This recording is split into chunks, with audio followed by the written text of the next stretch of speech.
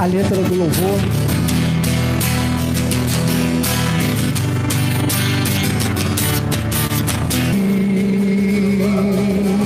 Glória! Abba, Pai, bem-vindos sejam todos a esta grande reunião, a igreja sem paredes, a igreja sem fronteiras. Bem-vindos sejam todos. Desculpe aí, estamos aqui apenas reunidos com a nossa equipe técnica, os irmãos que fazem parte desta organização de filmagem, do Data Show, a equipe técnica. Muito obrigado também a vocês que estão aí na sua casa. Nós estamos aqui reunidos junto com vocês como a Igreja de Cristo. O tema da nossa mensagem é a ousadia da graça. O texto está em Atos, capítulo de número 28. Eu vou ler do versículo 8 ao versículo de número 14. Olha lá o que diz Lucas. Vamos lá? Atos, capítulo de número 21, versículo de número 8. Eu vou ler até o versículo de número 14. No dia seguinte, disse Lucas, relatando esse texto, partimos e fomos para Cesareia, e entrando na casa de Filipe, o evangelista, que era um dos 7, ficamos com ele. 9. Tinha este 4 filhas donzelas que profetizavam. 10. Demorando-nos ali algum dia, desceu da Judéia um profeta chamado Ágabo. 11.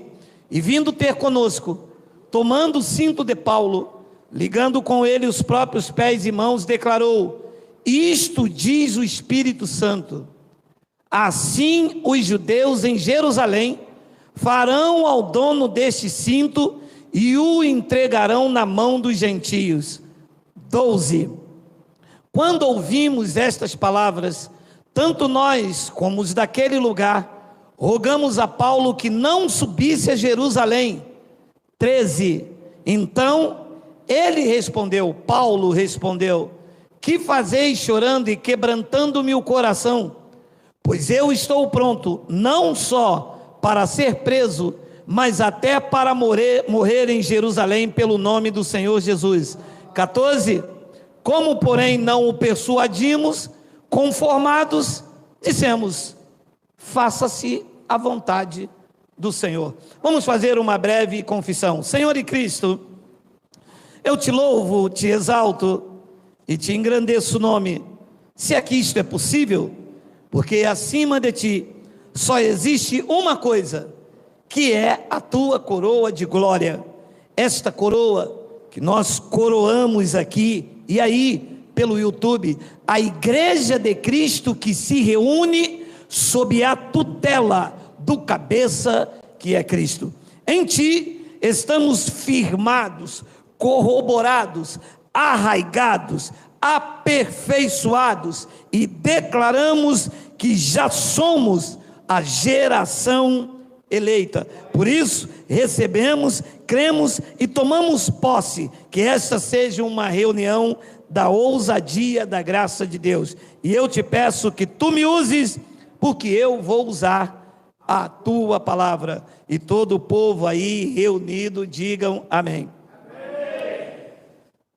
Eu estava esta manhã meditando, na verdade, nesse texto. Não tinha preparado um estudo e eu achei interessante esta passagem. Esta é uma passagem um pouco conflituosa, uma passagem que eu ainda vou uma hora trazer um esclarecimento, porque note bem o que Lucas relatou aqui, que aqui havia um profeta Ágabo. Por que conflituosa? Porque a lei e o profeta não durou até João? Como é que surge um profeta pós-cruz?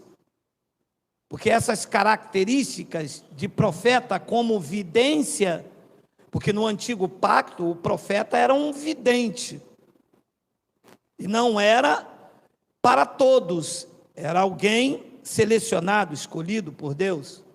Neste pacto, todos podemos profetizar, porque é um dom do Espírito Santo. Neste pacto não existe profeta como vidência, sabe? Adivinhar o que vai acontecer no futuro. Neste pacto, profeta é quem prega o evangelho. Profetizar é pregar a palavra de Deus. Quando eu digo que em todas as coisas você é mais do que vencedor, eu estou profetizando na tua vida o que diz o evangelho do Cristo ressuscitado. Então é uma passagem conflituosa, que nós vamos falar disso num breve momento oportuno. Nesses dias, eu não trago uma palavra de revelação, eu não trago estudos doutrinários, porque o momento em que estamos passando atualmente é um momento que a palavra deve ser encorajadora, uma palavra que promova a sua fé, que te faça acreditar que os noticiários aí fora, embora reais, não podem deixar você naufragar na fé.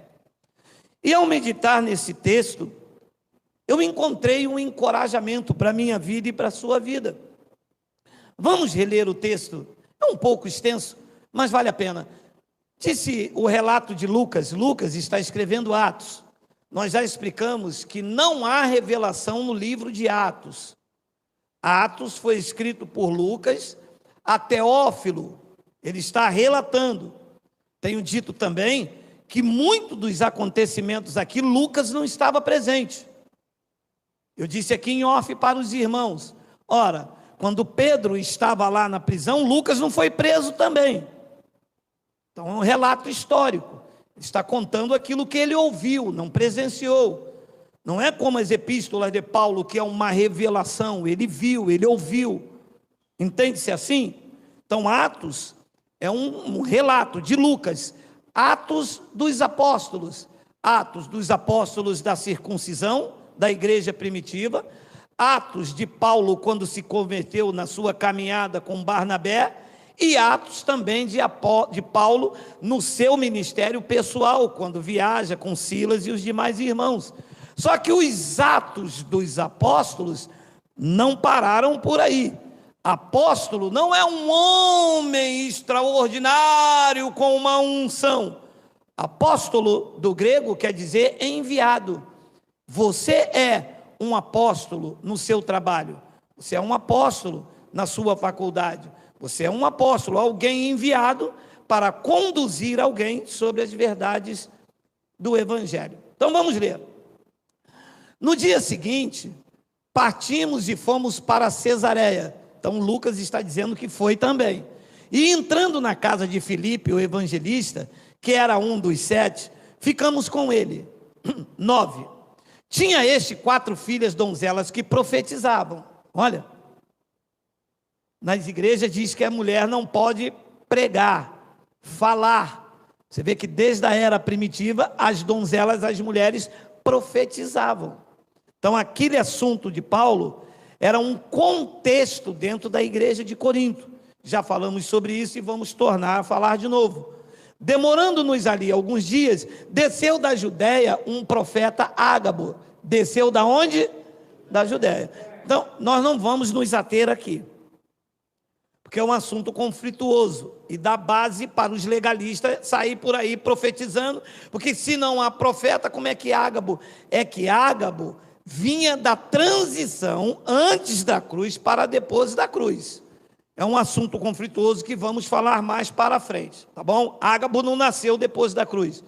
Depois ele diz no versículo 11, e vindo ter conosco, tomando o cinto de Paulo, olha o profeta, ligando com ele os próprios pés, irmão, declarou, isto diz o Espírito Santo, assim os judeus em Jerusalém farão ao dono deste cinto, e o entregarão na mão dos gentios.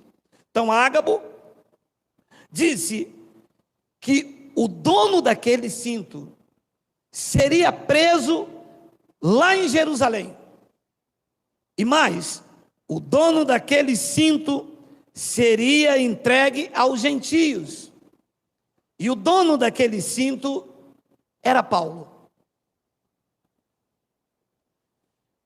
E a pergunta que eu me fiz: será que eu, que coloco a cara a tapa no YouTube, e que digo para o meu vizinho que eu sou cristão, e que digo no meu trabalho e defendo as teses do Evangelho, teria esta coragem e esta ousadia de enfrentar o perigo? Porque todos querem uma profecia de bênção. Todos querem, e os nossos irmãos legalistas amam profecias de bênção. Mas ninguém quer uma palavra dizendo que o perigo é eminente, que vai acontecer. Então, disse o versículo de número 12, quando ouvimos estas palavras, quando os irmãos ali ouviram esta palavra, tantos nós como daqueles lugares, rogamos a Paulo que não fosse para Jerusalém. Quando o profeta disse, o dono deste cinto vai ser preso, vai ser entregue aos gentios, todas as pessoas que estavam ali, que viram que o cinto pertencia a Paulo, disseram, não, Paulo, não vai para Jerusalém, você vai ser preso. Vamos supor que Paulo ouvisse esses irmãos, estaria lá até hoje.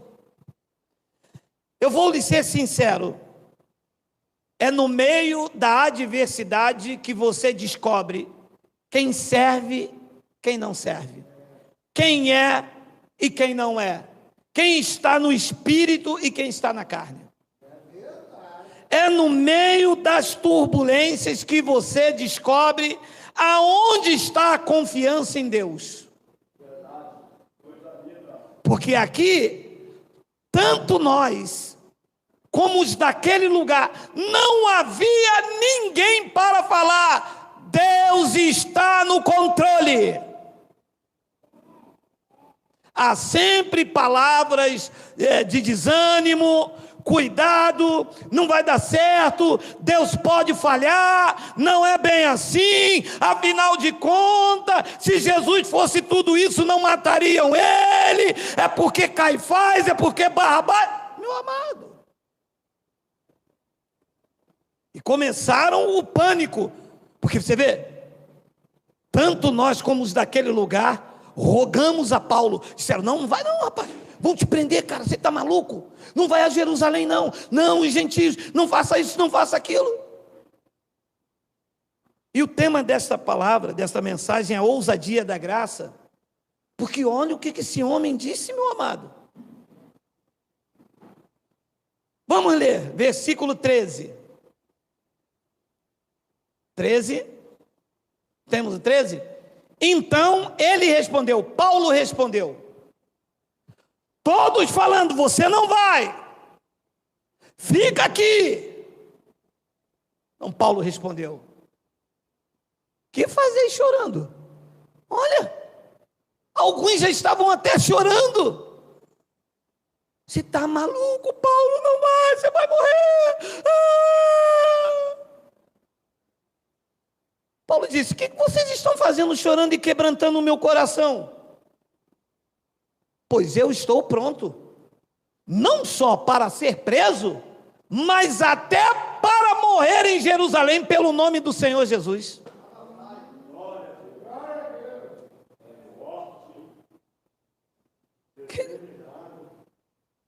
Eu acho que Paulo queria perguntar, ou Lucas não ouviu, que tipo de crentes são vocês?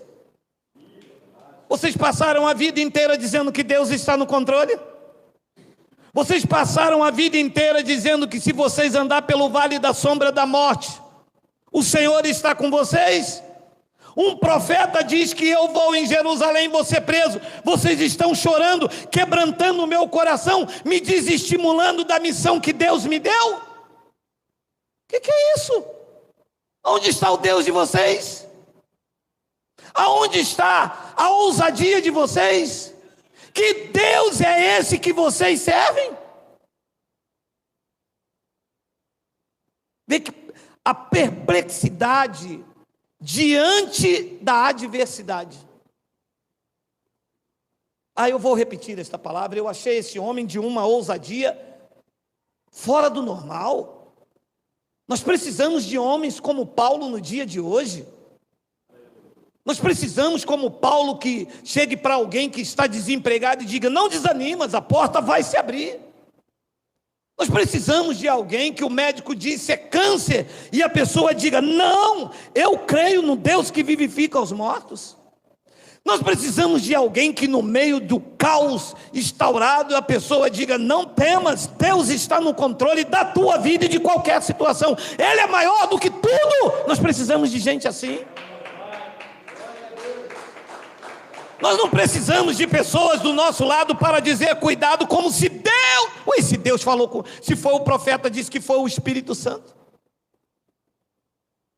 Eu acho que o entendimento de Paulo foi o seguinte: assim diz o Espírito Santo, o dono deste cinto vai ser preso em Jerusalém. Meu amado, quem pode impedir o agir de Deus? Aqueles homens tentando tirar Paulo do foco? Meu amado, o que Deus determinou para esta nação, vai acontecer, os poderosos querendo ou não.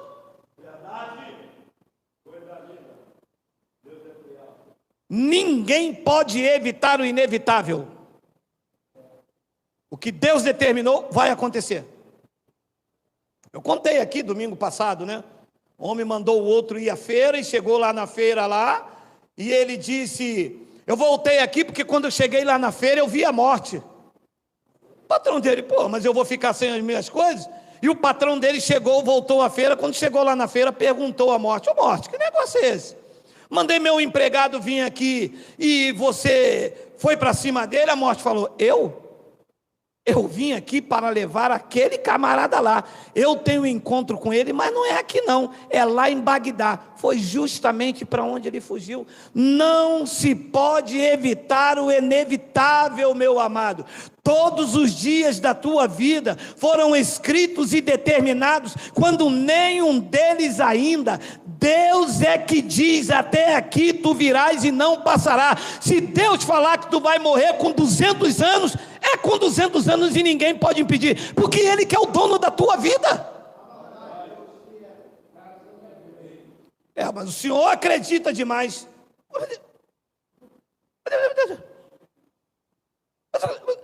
Eu vou acreditar em quem então? Eu só acredito em Deus, eu sou cristão. Mas o senhor não tem medo de pegar uma ziquezira? Isso é o quê?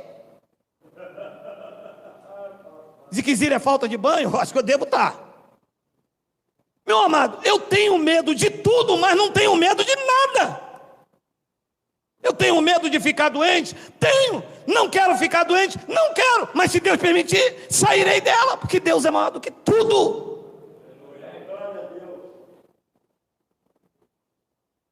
Agora, o cara está ali, cristão, trazendo uma palavra para o pessoal ali de arrepiar. Passou num lugar, levou uma palavra onde Deus abriu o coração de Lídia. Passou em um outro homem, um coxo, de nascença, vocês conhecem a história. Liberou uma palavra de autoridade a ponto dos homens chamar o cara de Mercúrio, o outro de Júpiter. Está ali no meio daquelas pessoas ali, as pessoas, em vez de encorajada a acreditar no mover de Deus, olharam para o cara e diz: não vai não, e começaram a chorar, a entristecer. Paulo disse: o que vocês estão fazendo? Vocês estão quebrantando o meu coração, vocês estão me fazendo tirar o foco. Eu estou com os olhos em Cristo, o autor e o consumador da fé. Vocês estão me voltando para emoções, para a carne. Vocês estão colocando os meus olhos na natureza humana, quando eles estão no invisível.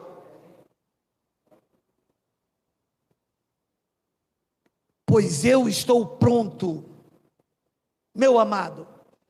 Eu vou lhe dizer uma coisa com maior convicção: eu estou pronto. Nada me abala, nenhuma notícia me abala, nenhuma. Eu estou prontinho. Eu estou plenamente convicto de que aquele que começou a boa obra na minha vida é fiel para completá-la. Ninguém poderá impedir. Gritou Jó depois de uma experiência sobrenatural: eu sei que tudo podes e nenhum dos teus planos podem ser impedidos. Então o senhor é um super-homem? Não. Sou vaso de barro igual a qualquer um. Poderia até aceitar se você falar que eu tenho uma super fé. Talvez eu até aceite isso, porque eu não acredito que Deus esteja na altura do campeonato brincando com as minhas emoções. Quem pensou isso foram os covardes que saíram lá no antigo pacto, que saíram do Egito. Os covardes pensam assim: eu sou valente de Deus. Paulo chamou Timóteo e os que estavam lá de soldados de Cristo para combater o bom combate da fé. Não é para ficar olhando para as situações e agora? Ai meu Deus, não é para isso. Tu te lembras o que aconteceu quando ele tirou o povo lá do Egito? Começaram a murmurar. Moisés disse: o que, Senhor? Diga ao povo que marche, porque vocês clamam a mim. Foi o que Deus disse para o povo lá. Por que vocês estão clamando? Por que vocês estão murmurando? Por que vocês estão aí desesperados? Porque na frente deles havia o mar vermelho, atrás vinha Faraó, e eles começaram a clamar. Deus disse a Moisés: por que tu clamas a mim? Diga ao povo que marche, para frente, olhando para o alto, para avante, olhando para mim. Eu quero olhos fixos em mim, eu não posso falhar com vocês. É tempo de fé, meu irmão. É tempo de convicções fortes. É tempo de acreditar em Deus. É tempo de ver os grandes homens, não só daqui, mas os grandes homens que você conhece com bom testemunho de fé. Há na história, eu não vou me ater muito, há na história um homem chamado Policarpo. E a crença de Roma, os imperadores da época disseram: Policarpo, nega a Cristo e abrace a crença de Roma papal. Policarpo, eu tenho 80 e poucos anos, ele nunca falhou comigo. Por que eu o negaria? Tu não sabes quem eu sou, imperador? Eu sou cristão. E o imperador disse: Policarpo, tu não sabes quem eu sou? Eu vou te queimar vivo, Policarpo. Eu vou te atirar às cinzas. Nega a Cristo e aceite a crença de Roma papal. Policarpo foi queimado vivo. E diz alguns relatos da história que eles jogavam as cinzas para o alto, dizendo: escapa agora, protestante. Policarpo morreu queimado. Mas Deus sabe aonde está o espírito de Policarpo. Podem até sucumbir à minha carne, eu posso até morrer tombado, mas o espírito que está em mim é um espírito de valente, é um predestinado, é um escolhido de Deus, para a trombeta de Deus nessa geração, para dizer aos fracos: sejam fortes, para dizer: desperta, ó tu que dormes, desperta dessa situação fraca em que vives, e seja encorajado pelo Espírito da graça. Deus não trata com covardes, o trato de Deus é com valentes, como soldados de Cristo, para ser encorajado pela pregação da fé.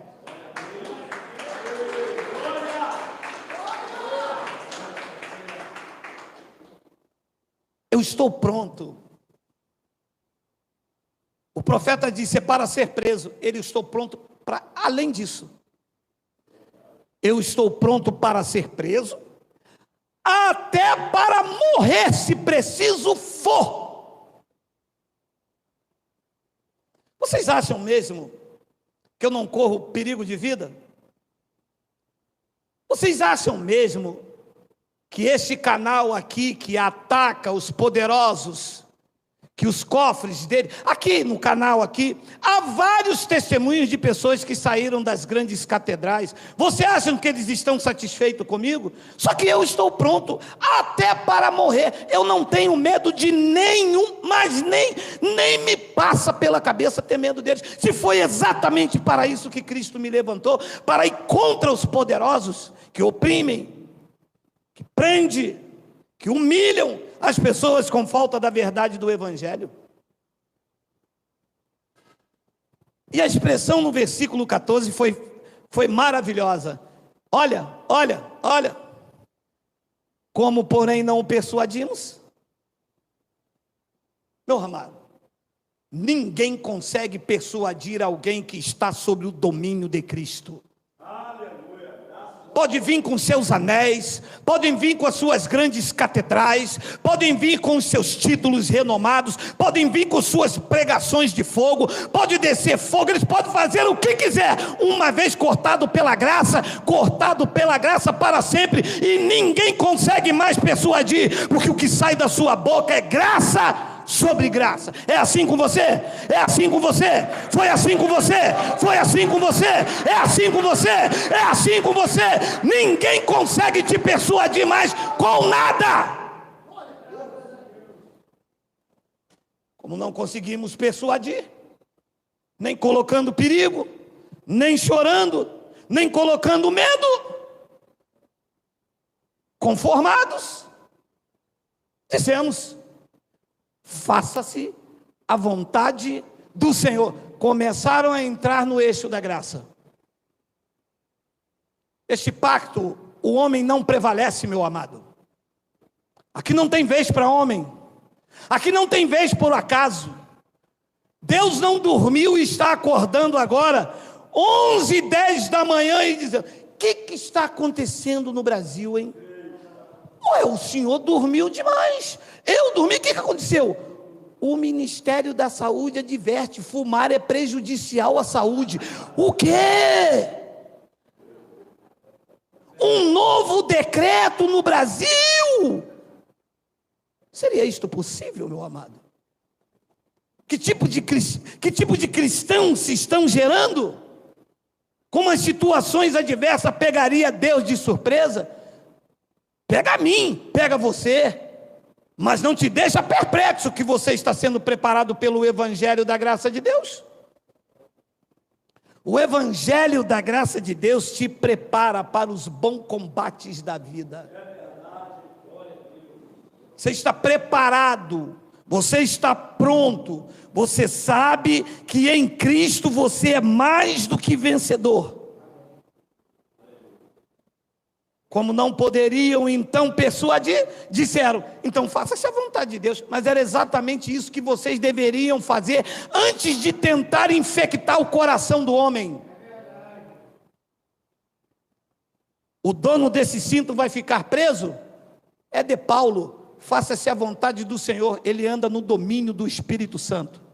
Era isso que deveria falar, palavras de encorajamento. E eu espero que você que esteja me ouvindo, faça isso. Encoraje as pessoas na sua casa, proteja, cuida da saúde dela, mas diga: Deus está no controle de tudo. Eu vou lendo essas coisas e vou perguntando: que coragem que movia o coração desse homem, a ponto de ele dizer: estou pronto não só para ser preso e para morrer? Porque eu sei que muitas pessoas não têm essas coragens, principalmente os grandes líderes.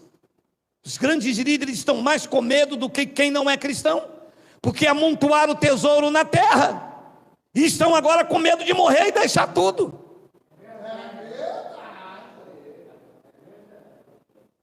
São donos, são sócios de grandes empresas, carros importados, blindados, estão com medo de morrer. Morre e vai ficar para quem? Isso é o medo. Eu perguntei que coragem movia o coração deste homem. Quem foi que preparou este homem para o combate da fé? Que espírito movia este homem? Porque eu tenho o Espírito Santo, ele também tinha, você também tem. Mas que ousadia era essa? Que ele foi forjado aonde? Uma coisa eu tenho certeza: Não foi o seu estudo teológico com Gamaliel, porque ele disse: eu reputei tudo isso como perda, como esterco, joguei tudo isso fora.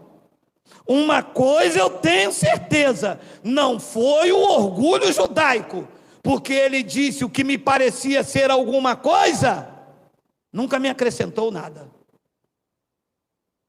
Então eu descobri que em Atos capítulo 9, versículo 10 até o 16, eu descobri o que foi que preparou este homem. Ora, havia em Damasco um discípulo chamado Ananias, disse-lhe o Senhor numa visão: Ananias? Ao que respondeu: eis-me aqui, Senhor. 11, então o Senhor lhe ordenou: dispõe-te e vai à rua que se chama direita, e na casa de Judas procura por Saulo, apelidado de Tarso, pois ele está orando. 12, e viu entrar um homem chamado Ananias, e impôs-lhe as mãos para que recuperasse as vistas. Ó, segura aqui, segura aí. Você não vai querer fazer isso aí com base nisso aqui não, isso aí é a igreja primitiva, tá? Versículo de número 13, Ananias, porém, respondeu: Senhor, de muito tenho ouvido a respeito deste homem, quantos males tem feito aos teus santos em Jerusalém. 14, e para aqui trouxe autorização dos principais sacerdotes, para prender a todos os que invocam teu nome. 15, mas o Senhor lhe disse: vai lá,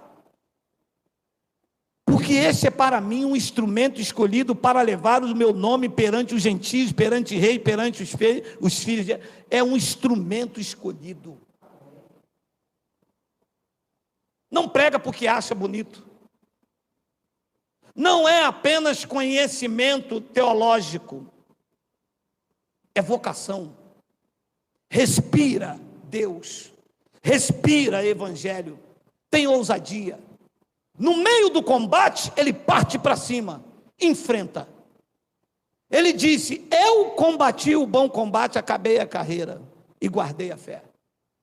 Persegue daqui, bate dali, pula dali, vem para cá e desce dali, vai preso, apanha no meio da rua, e procuram ele, ele desce num cesto, é humilhado, e vai para lá, e vai para cá, e pum, para cima deles, porque foi um instrumento forjado, chamado por Cristo,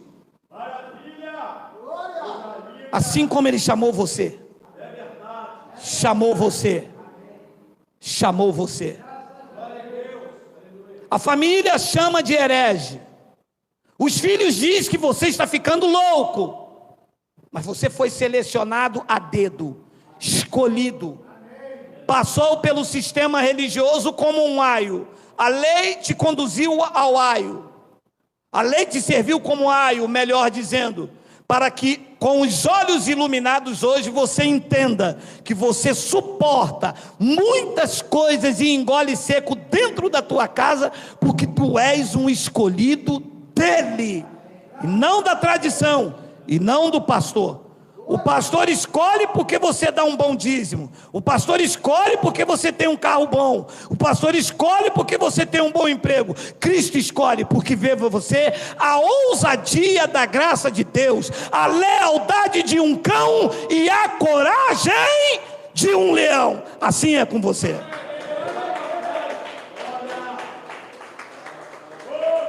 A graça exige isso, a lealdade de um cão, morre ferido no combate, mas leal ao seu dono, não retrocede, porque entendeu no seu espírito que retroceder nunca, render-se jamais. Nós não somos dos que retrocedem para a perdição, nós somos da fé para a conservação da alma. Isto eu chamo da lealdade de um cão e a coragem e a intrepidez de um leão. Isto é assim com você. Ananias disse: ele fez isso, ele fez aquilo. Olha, vai, porque este é para mim um instrumento escolhido para levar o meu nome perante os gentios e reis, bem como perante os filhos de Israel. 16, pois eu lhe mostrarei o quanto lhe importa sofrer pelo meu nome. Foi isso que preparou Paulo.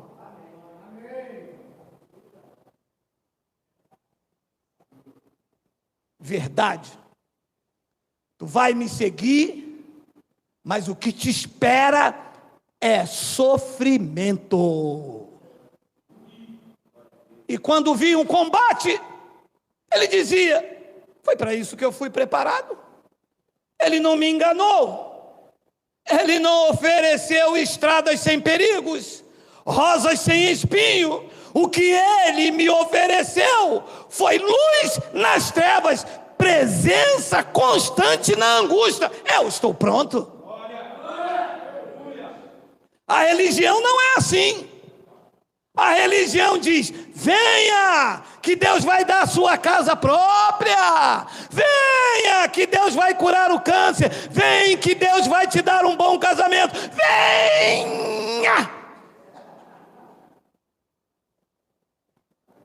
E quando vem, não acha. E quando vem o combate, você procura o cristão que estava aqui, que ele mistura a língua estranha com Iaçã.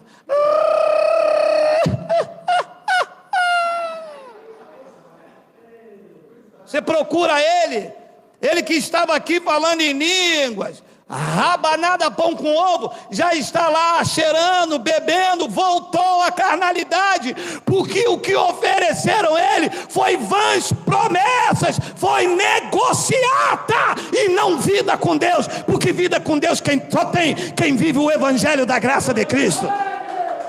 Se tem vida com Deus, tem ousadia, tem foco, tem determinação, está pronto para o combate, pronto para ser preso e preso para morrer, se preciso for, repito eu, na ousadia do Espírito Santo, na lealdade de um cão e na coragem de um leão. Quem recebe aí diz glória.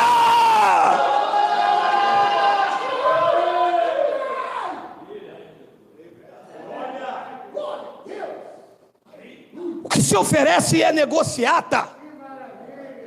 O que se oferece é rifa. O que oferece é campanha, é conquistas materiais. Em Cristo não é assim. Serás forjado, serás preparado para o bom combate. E quando ele vier, o temor e o terror não te assustarás, porque foi exatamente para isto que tu fosse preparado. Os homens vão ver carne, o trono verá a estrutura da fé, a espada do Espírito, o capacete da salvação, e serás um valente no meio de todas as lutas.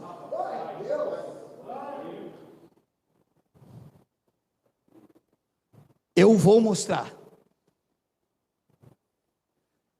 o quanto lhe importa sofrer pelo meu nome. Se os pastores pregarem isso nas igrejas dele, no final não vai ter um. Quando ele abrir isso aqui e falar: olha, quem aceitar Jesus aqui vai sofrer pelo meu nome dele. Quem quer aceitar Jesus, se ele fizer de olho fechado, quando ele abrir, nem a mulher dele fica. E ninguém quer sofrer pelo nome de Cristo, não. As pessoas querem vir para a igreja para resolver os seus problemas. As pessoas querem ir para a igreja para arrumar namorada. As pessoas querem ir para a igreja para arrumar emprego. As pessoas querem ir para a igreja para comprar apartamento. Vê lá. Os testemunhos da igreja deles, como é que é? É verdade. Fala aí. Eu quando entrei aqui, eu vim lá de Riba, sofrido, não tinha nada. Quando eu entrei aqui, eu agora tenho 2 apartamentos, tenho 2 carros. Então você roubou. Se você veio lá de Riba, não tinha nada, tem 2 carros, 2 apartamentos, você roubou. Em Cristo não é assim. Em Cristo você vai ter. Se você trabalhar, ser um administrador, juntar teu dinheiro direitinho, legalzinho, papai vai prosperando você. Mas entrar aqui pobre e sair rico, tu és ladrão. Eu não conheço ninguém. Eu não conheço ninguém que era pobre, entrou na igreja e saiu rico. Conheço o pastor. O pastor entrou pobre, brigado com o outro de lá. Abriu uma igreja lá no quintal dele, lá atrás, na tenda de Manassés. 6 meses depois ficou rico.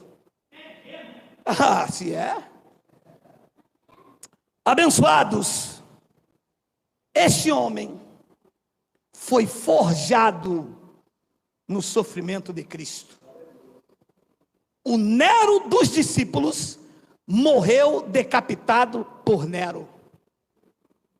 Aquele que odiava, disse em uma de suas epístolas: sem amor eu não sou nada. Tinha autoridade para matar. Escreveu as epístolas que hoje nos dá vida. Mas não foi num jogo de barganha, foi forjado no meio do sofrimento. Pois eu lhe mostrarei o quanto lhe importa sofrer pelo meu nome. E quanto mais sofria, mais amava. De perseguidor a perseguido. E quanto mais sofria, mais amava. E por onde passava, os cabelos ficavam em pé, porque ele sabia que os dias dele tinham que se completar, porque ninguém poderia parar. Ninguém pode parar um homem que tem convicção em Cristo. Ninguém vai me parar. Ninguém vai me parar. Eu tenho convicção em Cristo e sei do meu chamado, e enquanto vivo eu estiver, graça nele sem parar, com muita ousadia no Espírito.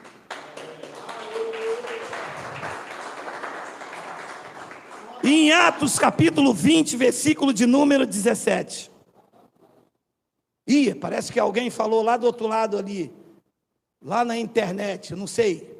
Falou: quero ver se o senhor pegar coronavírus. Sou negão, meu irmão. Coronavírus pega em baiano não, meu irmão. Você pode tirar teu cavalinho da chuva. Falo com ousadia. Coronavírus não pega em negão baiano. Aqui é tutano, é mocotó, é vatapá, é coisa ruim, meu irmão. Que não tem negócio de umidade, esse é o nome que se fala direito, imunidade. Que não tem negócio de imunidade baixa não, aqui é negão, meu irmão. Pimenta é coisa ruim. Não jogar praga não. E olha o que diz Atos capítulo 20, versículo 17. Olha aí, olha só.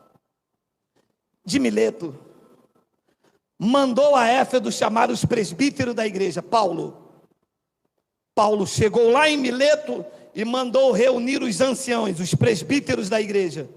18. E quando se encontraram com ele, disse-lhes: vós bem sabeis como foi que me conduzi entre vós todo o tempo, desde o primeiro dia em que entrei na Ásia. 19. Servindo ao Senhor com toda a humildade, lágrimas e provações que pelas ciladas dos judeus me sobrevieram. Olha aí, ó. Depois ele diz no versículo de número 20: jamais deixando de vos anunciar coisa alguma proveitosa, e de vou-lo ensinar publicamente, também de casa em casa. 21, testificando tanto a judeus como a gregos, o arrependimento para com Deus e a fé de nosso Senhor Jesus Cristo. 22, e agora, constrangido em meu espírito, vou para Jerusalém, não sabendo o que ali me acontecerá. 23, senão que o Espírito Santo, de cidade em cidade, me assegura que me esperam cadeias e tribulações.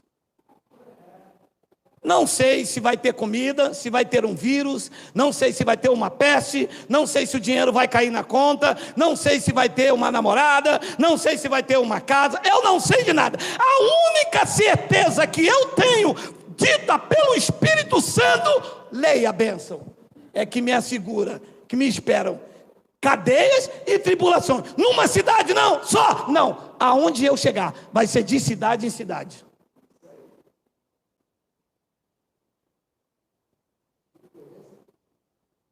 Sabe por quê? Que ele passava por tudo isso e ninguém tocava? Porque ele não foi enganado por Cristo. Quem chamou ele disse a ele: eu vou te preparar, mas você vai sofrer pelo meu nome. O que vai vir sobre você é sofrimento pelo amor do Evangelho. Sabe por que muitos crentes não aguentam o primeiro bater de pé? Porque disseram assim: vem pagando de campanha de Gideão que Deus vai te abençoar. Então estão acostumados com Deus igual a lâmpada do Aladim. Esfrega, esfrega, esfrega, esfrega, esfrega, esfrega, esfrega e pum! que você quer? Minha casa própria, meu apartamento, o meu carro e uma mulher muito bonita. Mulher bonita não tem, tem dragão. Quer? Não, dragão eu não quero. Não sou São Jorge, sou crente.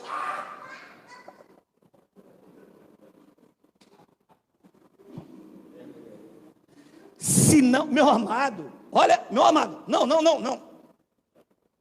amado, o senhor então está me dizendo que para ser crente tem que carregar essa bagagem aqui? Só tem um detalhe: em você ninguém toca, a você não falta nada, a provisão de Cristo estará na tua vida, terás experiências sobrenaturais com Deus. Quando gritares ao Senhor, Ele dirá: eis-me aqui. Ele será o teu escudo, a tua retaguarda, e todas as vezes que você levantar os olhos, Deus estará na sua vida. A diferença é essa. Senão que o Espírito Santo de cidade em cidade me assegura que me esperam cadeias e tribulações. 24. Porém, em nada considero a vida preciosa para mim mesmo, contanto que complete a minha carreira e o ministério que recebi do Senhor Jesus para testemunhar o evangelho da graça de Deus. Que convicção, que ousadia! Em nada eu tenho a minha vida por preciosa. Eu quero que complete a minha carreira e o ministério que recebi do Senhor Jesus para testemunhar o evangelho da graça de Deus. Paulo morreu. E ele agora está levantando uma geração, nesta geração, que tenha este mesmo espírito de ousadia. Cada um no seu chamado, é claro. Mas eu sei que você está lutando o bom combate da fé. Eu não estou com vocês todos os dias. Cristo está. Mas eu sei dos desafios que vocês têm suportado por causa dessa palavra. Mas eu sei também que Ele é o teu escudo e Ele é o teu galardão. Deus não corre risco. Eu tenho dito isso. Deus está no controle da sua vida. E eu estou aqui nesta manhã com esta ousadia. O mesmo espírito de ousadia que estava na vida de Paulo é o mesmo, não é outro. Está na minha vida e está na tua vida. Nesses dias difíceis, Deus está te encorajando. Nesses dias difíceis, Deus está falando por meio desta situação. Nesses dias difíceis, Deus está te mostrando que Ele tem o controle total das tuas vidas. E nesses dias difíceis, este é o melhor momento para você confiar e acreditar que você não é órfão, que você é filho, e que assim, sendo filho, Deus tem cuidado de cada um de vocês. E Paulo disse algo tremendo depois de viver uma experiência em 2 de Coríntios capítulo 12, vê se é o versículo de número 7, Miguel, coloca no versículo 7, vê se é o 7. E para que não me ensoberbecesse com a grandeza das revelações, foi-me posto um espinho na carne, um mensageiro de Satanás para me esbofetear, a fim de que não me exaltasse. Já falamos dezenas de vezes sobre isso.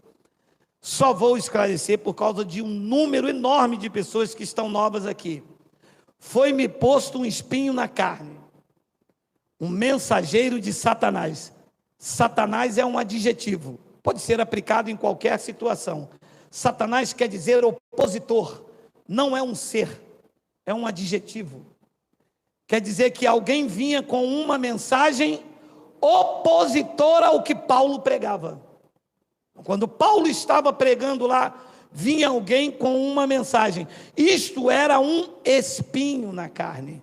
Então ele dizia que esta mensagem opositora vinha para esbofetear. Esbofetear é bater no rosto. Significa que essa mensagem jogava algo na cara de Paulo. Depois ele dizia, a fim de que eu não me exaltasse, porque Paulo era um homem que poderia se exaltar com a grandeza das revelações. Versículo de número 8, por causa disto, 3 vezes pedi ao Senhor para que o afastasse de mim. Abençoados, eu vou terminar daqui a 5 minutos. Hoje é peixe, salada, estou de dieta. Abençoados, você pode orar quantas vezes quiser. Deus vai fazer o que Ele tem que fazer e ponto. Você pode morrer orando. Você pode começar a orar hoje até o fim do ano. Deus só vai fazer se Ele quiser. Deixa aí, abre, segura aqui. E coloca para mim Isaías 46, 9. Vê se entra no teu pensamento isso. Olha aí. Vê se entra. Lembrai-vos das coisas passadas da antiguidade. Que eu sou Deus. Há mais 2 depois de mim. Como não, se eles dizem que tem 3? Lembrai-vos das coisas passadas da antiguidade, que eu sou Deus. Não há outro. Eu sou Deus.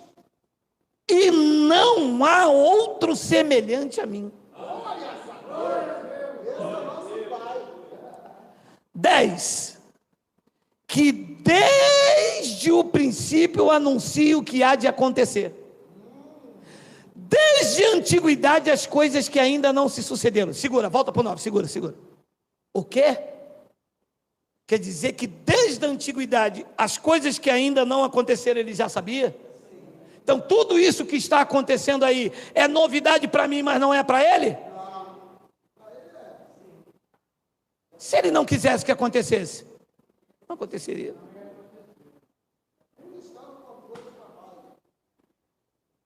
E eu vou ficar chorando, Ele viu. Ele sabia. Ele sabe até dos danos. Ele sabe até quem aqui vai e quem não vai. Ele sabe tudo. Em graça, nós apenas descansamos. Se a nossa vida na carne der fruto, papai. Mas se ele achar que temos que retornar para casa, glória a Deus. Então ele diz no versículo de número 10, olha lá, que desde o princípio anuncia o que há de acontecer, e desde a antiguidade as coisas que ainda não sucederam. Que digo, o meu conselho permanecerá de pé, e farei toda a vontade do pastor, do bispo, do apóstolo pode, vai. Farei toda a minha vontade. Não, Deus, é porque é minha vontade. Esta é a tua. Vai acontecer a minha. Não é a tua, é a minha. Não é a do pastor, não é a da igreja. Mas a igreja toda vai orar. Pode orar a igreja toda, pode orar o estado todo, pode orar o país todo, pode orar a humanidade inteira. Eu vou fazer a minha. E o que é que vocês da graça entendem? Sei. Que ainda eu não goste, que ainda eu não aprove, que ainda que me doa, a tua vontade é boa, perfeita, é agradável. Vamos dar um papai.